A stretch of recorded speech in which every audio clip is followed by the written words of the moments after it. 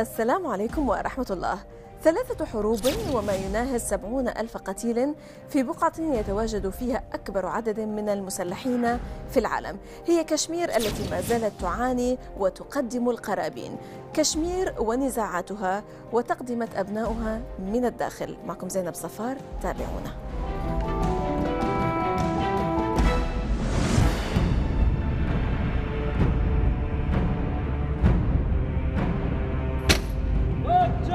أن تكون محتلا من كيان واحد فهو نكبة، ولكن أن تكون محتلا من 3 دول كبرى 68 عاما دون تحقيق المصير حتى الآن فهو الكارثة الكبرى. هو حال إقليم كشمير المعروف باسم جامو وكشمير، الذي تحده الصين من الشمال، وشرقا منطقة التبت، وجنوبا ولاية البنجاب الهندية، أما غربا فتحده باكستان، وبذلك يحتل موقعا استراتيجيا مهما على حدود هذه الدول النووية الثلاث في آسيا الوسطى.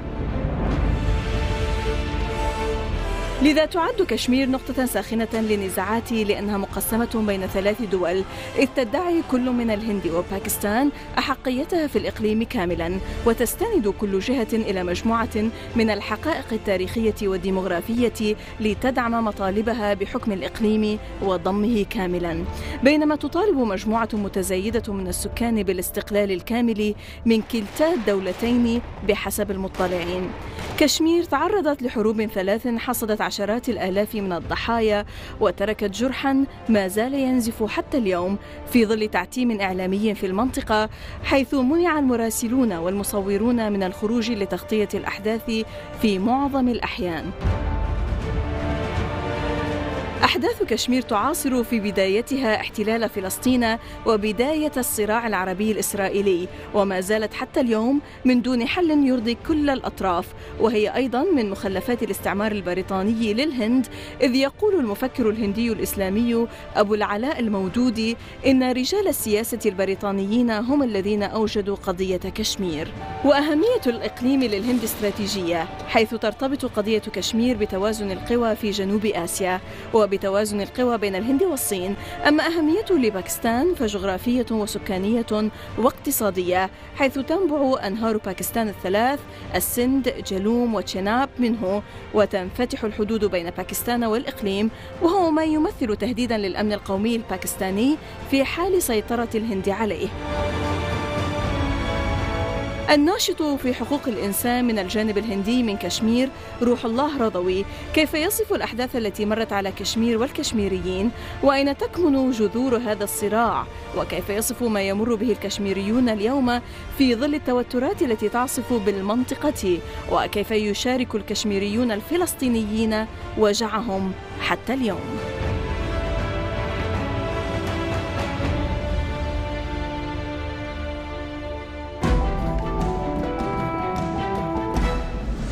Allah Razvi, human rights activist from Indian-administered Kashmir. Welcome to the Inside, sir. Thank you very much for inviting me and giving me the opportunity of discussing and sharing my points with you. It's always our pleasure, sir.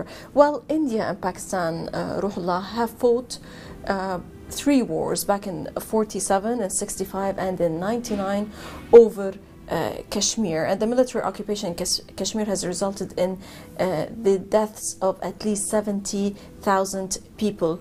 What was the reason behind that, and why is it still an unresolved case up till now? Well, the story goes back to the side tells us a lot. Yeah, the story goes back, unfortunately, to the events that happened after the Second World War, and the end of the colonial power of Britain in subcontinent, which unfortunately put a bad effect on the region. There was a plan of partition in subcontinent. The subcontinent was divided in 2 parts. One was Pakistan, the eastern and western Pakistan, and another was the India. So there were some basics for this partition. The majority of the people, the religion of the people, and the geographical situation, these factors were those who were assigning the whether a state should be with Pakistan or with India. But there was a problem with the Kashmir and also some other states, not only Kashmir. Kashmir was the most well-known issue and most well-known state at that time. Jammu and Kashmir, yeah, you mean? the J&K, what it's called. Jammu and Kashmir, it was a state, in spite that the majority of people were there Muslims, but was ruled by a non-Muslim king, Maharaja at that time.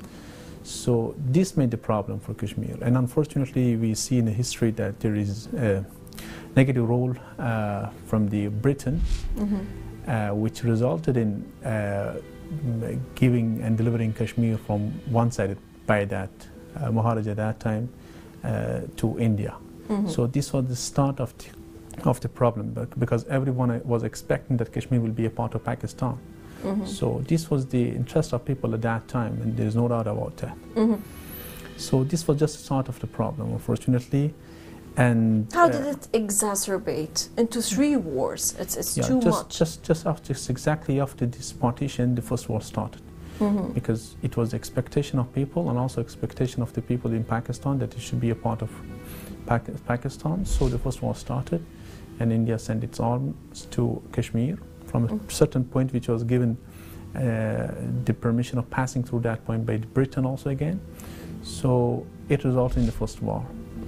So it's a long story of, wars, and at that time it was being discussed that there should be a plebiscite for the Kashmiri people, that they will decide what they want. And this promise was given to Kashmiri people from the Indian side. Jawaharlal Nehru, he said he was a Kashmiri Pandit. He was a Kashmiri non-Muslim. Pandits are all those Hindus who are from Kashmir. He himself was a Kashmiri. He had a speech in which he told that we will give you the right of, determination, but to determine, to determine what you want. You want whether to you're Pakistan going to stay with India or Pakistan. Yes. So, but this was not given to the Kashmiri people because of India started raising different pretexts and different issues that it cannot be given to the Kashmiris now, and so it continued. Till now, the same situation is over there. Of course, as a result of these wars, a part of Kashmir was, became as a part of the Pakistan. It's almost 1/3 of the Kashmir, and the rest remain under the control of India. But however, many in the early history, for example, since 1989, about a dozen rebel groups have been fighting Indian forces, calling for independence and merger of Kashmir with Pakistan. What is the root of this recent upsurge, this call for freedom, for azadi, and why do so many Kashmiris continue to feel alienated?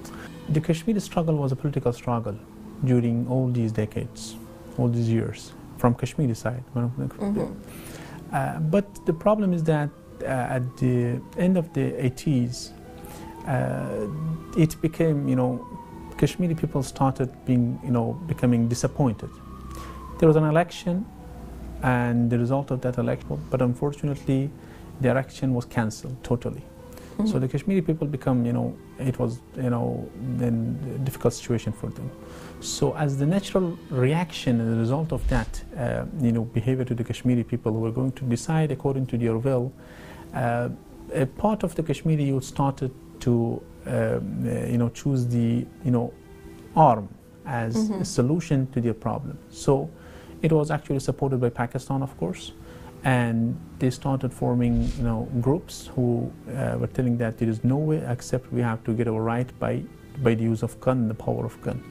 So we see that in 1989, after 1989, the situation of Kashmir is becoming really critical, because when these forces are being, and they had different trends. Some were, national, and some were, with the idea of, being as a part of Pakistan, and some others were those who were believing in, in an independent Kashmir, not India, not Pakistan. So they had, but all of them, they get together and they formed jihadi groups, and they started fighting against India in the territories of the Kashmir. So we see almost 15, let's say 14 years of critical situation in Kashmir, because India started to react to the situation by crushing the not only those militants and those who were fighting against India, but also started crushing the normal people. India started sending more than 600,000 or 700,000 armies to Kashmir, which was, it's the most densely militarized zone. Almost for every 10 Kashmiri people, there was an armed force in Kashmir. So this resulted in different, events, very bad events. More than, as you mentioned, almost 70,000 people have been killed during this period of time. This number is just for this period of time. Before that, there have been wars and, much more bigger people have been killed. And does this, also translate today? Also, we have lots of killing. It's going on. Unfortunately, it's going on. It's going on because still the situation in Kashmir is not a normal situation. How can you describe, for people living outside Kashmir, how can you describe the daily life the Kashmiris are pursuing in your country? There is not, at any time anything can happen to the people. No one is sure that when he's going out and coming back, he will be safe. Anytime, anything really can happen in Kashmir. There is, actually speaking, no one can say and claim that there is a normal day life. Even if you will not find during whole year 1 week without any problem. People are facing problem, and as a result of this problem, I can claim that rarely you can find a family which is not being affected by the situation in any way. Either someone has been killed, arrested. Either, in some ways there are some effects on the families and Kashmiri families, and this is the problem. And I think that this is a problem that Indians should think about it. That the Kashmiri people, after all these years, they have a very bad history in their minds about India. So this cannot be removed easily. Kashmiri people are not going to forget about it. So this is the problem, that things are not being solved easily. When someone is being affected, his family being arrested, tortured, killed, the situation over there, and no one can say anything. Just in recent, just almost 1 month ago, Indian Army fired at a car and killed a couple of youth over there, and no one was responsible for that. And then they said it was a mistake, and that's it. So easily, the lives of people are being targeted easily, and no one is taking the responsibility. Do you believe that whatever is taking place today is very much related to what happened in the valley 20 years ago? Yeah, of course. You mean the 1989 Yes. one? Yeah, yes. Of course. Yeah, because also Kashmiri documentary filmmaker Sanjay Kak, who made a controversial documentary about Kashmir, Jasne Azadi, said that what is happening in Kashmir today is deeply connected with everything that has been happening over there in the past 20 years. Yeah, of course. This is what I'm telling. The excess of using armed forces against the Kashmiri people. This is a reality. It was not just against those who were fighting with those who were taking guns and fighting. This was crushing the Kashmiri people and the Kashmiri society. Lots of those who were killed, they were really innocent people. They had nothing to do. And unfortunately, really bad events had happened during these years. So Kashmiri people, how can they forget all these things? But what is the way forward in the valley? Still, I do believe they are not going to settle for less than freedom. The Kashmiris. We saw a very powerful moment since 2008, because after 2003, the situation was settled down. These jihadi moments, they are still over there. But now, in 2008, a new movement of Kashmiri people started, which was much more social, reaction to what's going on in Kashmir. And Kashmiri people started to turn their, state of,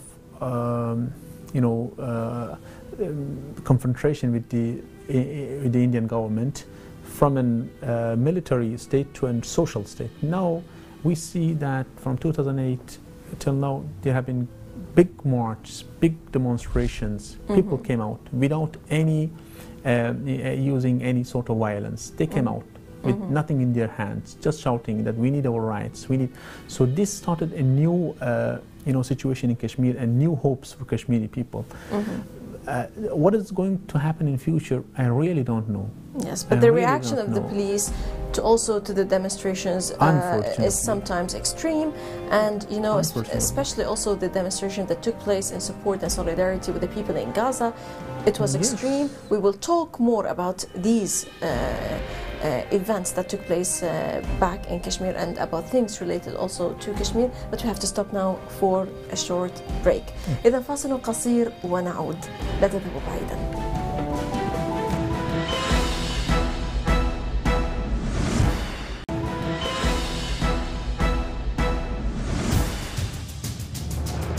الناشط في حقوق الإنسان من كشمير الله رضوي، ما رأيه في من يقول إن الشعب في جامو وكشمير لا يرغب في الانفصال عن الاتحاد مع الهند، بينما رأي آخر يريد الانفصال لدواعٍ مذهبية. I'm talking about myself. You know, I cannot say what I'm telling is the fact on the ground. The fact on the ground. I mean, this is the will of Kashmiri people. I, as a Kashmiri youth, young, I have my own, you know, understanding. I am telling that at the time being, now today, I'm talking about 2014. At the time being, the issue is not religion. The issue is the issue of oppression. It's not the issue of religion. Maybe security situation, you mean, or the political oppression of the people? Oppression in all its aspects, with all its dimensions. Oppression in all by all its dimensions. I mean, look to the economic situation. What do you consider yourself? I mean, oppression, we are all being oppressed, for example, in the countries that we come from. But yet this does not mean that we want to secede from, it depends on from the level one country and just, you know, follow other countries. Yeah, of course, it depends on the level of the oppression. Yes. When oppression is... Here, what do you consider yourself? Are you Indian or are you Pakistani? What do you want Kashmir to be? I always am answering this question that I can say that majority of the Kashmiri people, their heart is not with India. This is what I'm telling. And the reason is the atrocity that happened to them. Yes.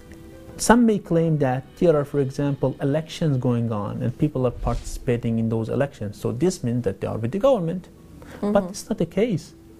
People they are not representative of the majority of the people in Kashmir. No. I mean, even the one who is voting in the election, for example, he needs his daily life needs. For example, he needs road, as he is expecting the government will give him the minimum welfare. So this is not over there in Kashmir. So if Kashmiri people are thinking that by participating in voting they can bring solve some of their problems and they go and vote, does this mean that this vote is a vote to India? I don't believe that. People are, you know, we are talking about few million people of Kashmir, not for 1 year, 2 year, decades. This year problem in decades. 3-4 generations of people in Kashmir, they have been facing the same situation. So this is the reality. The reality of the government of Kashmir is that Kashmiris are not happy with India. This is the problem. This is the problem. I'm not going to talk about Pakistan either. They are, because there are changes in Pakistan. Pakistan now is totally different from the Pakistan during partition. When the partition happened, it's different. 50-60 years, I know, more than that, there's this gap changed a lot. The different issues came, and you know, it's not a topic of this discussion, actually speaking. So people in India, what I can claim, what I can say on behalf of Kashmiri people are not happy with India because of what they did in Kashmir. What they did when people came out, okay, they may say that when people came out in 2008, who was carrying gun? No one. So why they were crushed like that? Allow me here to go back to the security situation, Ruhullah, in Kashmir. And, you know, during the Israeli aggression against Gaza in 2014, in the summer of 2014, the people in Indian-administered Kashmir, they took to the streets and they rallied in support of Gaza and the people of Gaza. And the police started, you know, shooting at the rallies, and one martyr, a lady, I think, a lady? Yeah, I'm in doubt about it. Yes, but there was a martyr, and, you know, we also saw the demonstrations of female university students also coming. Great in. demonstration. It's a great demonstration. What can you tell us here about the situation? And do the Kashmiris today support the Palestinian people? In other words, what common denominators do they have with the Palestinian people? The problem is that because of this critical and security issue, no gathering is there allowed. Whether it's going to be a political gathering for the cause of Kashmir or for any other cause. No gathering, even the religious gatherings. It's strange that even those, for example, those who are Shias of Kashmir who are doing, for example, gatherings on Muharram, Ashura, for example, they are not allowed to do that. They are not allowed to do that. They had a gathering. So you cannot practice your religion freely. You cannot, perform your rituals. That is the reality. That is the reality. Just this year, they again attacked to those who wanted to perform their religious ceremony at the Ashura. So they were attacked and they were again crushed. So the same happened not only Gaza. Before Gaza, I remember when the insult to Quran happened. The desecration of the Quran, yes. And Kashmiri people became angry. They came out. 14 people were killed in one day. I don't know. No one was talking about that. 14 people. Those people who came out because of their love to Prophet and because of love to the holy book of Quran. They came out to show their slogans were down with America, and they were shouting these slogans. Police targeted them and attacked them and killed 14 people in one day. The same happened during Gaza war. What is very interesting here is that such events taking place against the people of Kashmir, but yet this did not thwart them from taking to the streets in support of the people of Palestine and Gaza. The issue is that people of Kashmir have sympathy with the people of Palestine because they are firstly, the first issue is that the one who is facing sufferings is understanding the meaning of sufferings for Kashmiri, for Palestinians. Palestinians have much more, close situation with the Kashmiris. This is what Kashmiri people are understanding. When Kashmiri people are looking to the Palestinian issue, they are finding themselves over there. Palestine is like a mirror for Kashmiri people. Palestine is a mirror which is telling them the future. And that's why, going back to the history, Kashmiri people, the Palestinian cause, as I mentioned, in Kashmir happened just after the Second World War. The same situation was about Palestine. In both cases, there is a effective role of the common Britain. Historical common history over there, and the role of Britain. On the other side, the role of religious hardliners. Here in Palestine, you see, for example, the Jewish hardliner Zionists, for example, over there you see, for example, Hindu hardliners, Hindu Brahman hardliners. So extreme behavior by the other side. These are putting effect, and all these things are making the situation of Gaza, and specifically the military presence in West Bank. Same situation is in Kashmir, and it's strange that there are, for example, deals between India and Israel specifically on how to crush for example, demonstrations, and they are making use of their experience in West Bank in Kashmir. So this is what Kashmiri people are observing by they're observing and seeing and feeling, and that's why there is a great sympathy among Kashmiri people for the issue of Palestine. Another important point is that Kashmiri people, as I mentioned, it's like a mirror which showing them the future. Of course, I do believe that the Kashmir's current situation is better than the Palestine's current situation, because Kashmiri people are looking to the Palestine and they're observing that how Zionists started to grabbing the land of Palestinians from their hands, and how they started to make whole this fake country on the base of Palestinian lands. So Kashmiri people became very sensitive from that point. In 2008, the reason for starting of those demonstrations was issue of land. That there was a land which was going to be given to Hindus for a place for Hindus, and because Kashmiri people have this in their history, that this happened to the people of Palestine, and their land was grabbed by the Zionists and by the hardliners, so they are not going to give up. So this is what they are telling. They do believe that the struggle for Palestine is their own struggle. That's why they are supporting it. And it's not only your struggle also alone. Your activism in solidarity with the Palestinian people is not alone. Wherever you go, you take your kid with you. Your daughter, I believe, how old is she? She's now almost 5. But she was the youngest person to be, taking. Tell us about the incident, please. Yeah, in 2000, end of 2010, we started an initiative with the Asian activists from different Asian countries, the first Asian caravan to break the siege of Gaza. So at that time, so I was doing the coordination job, from all these countries. So I decided to go with my family. I had a daughter at that time, Hannana. She was just 8 months at that time. So I took her and also my wife. We went together on that trip. The youngest struggler. Yeah, because I don't think that during all these years of blockade on Gaza, different activists entered Gaza, but I think my daughter was still the youngest one. So this was an experience I was trying to share with my family, because when I'm weren't you afraid of them getting hurt, perhaps? So this is of course everywhere, but I think that if the time is coming, it can take place in any place. I mean, so I wasn't thinking that aspect too much. I was thinking that if there's going to happen to me something, it will happen to everyone. And this is what's happening to the people of Gaza every day. Yes. So this is an education at the end of the day. This is true steadfastness and support. Doing when I'm doing activism on human rights. So it's for me very important to involve my family, to have them with me, and so that they will because activism on human rights is a little bit it's not a usual activity. So you may have to go, you may have to spend extraordinary time on what you are doing. So you need the support of your family, and this is the problem that we are facing always. So what to do? Taking care of our family, or going looking after the job and what you are doing, for example. So I was trying to involve my family so that they will look at the issue that I'm looking from my point of view. So they will share this thing. They will share the situation. There will be much more company, and this happened, actually speaking. Right. So they were with me, and we were together. It was a nice experience at that time. Right, Ruhollah Rizvi, human rights activist from Indian administered Kashmir. Many thanks indeed for this valuable information. Thank you very much, and thank you again for giving me this opportunity. You're most welcome, sir. إذا لقاء جديد في الأسبوع المقبل مع ضيف جديد وقضية جديدة ودائما من الداخل.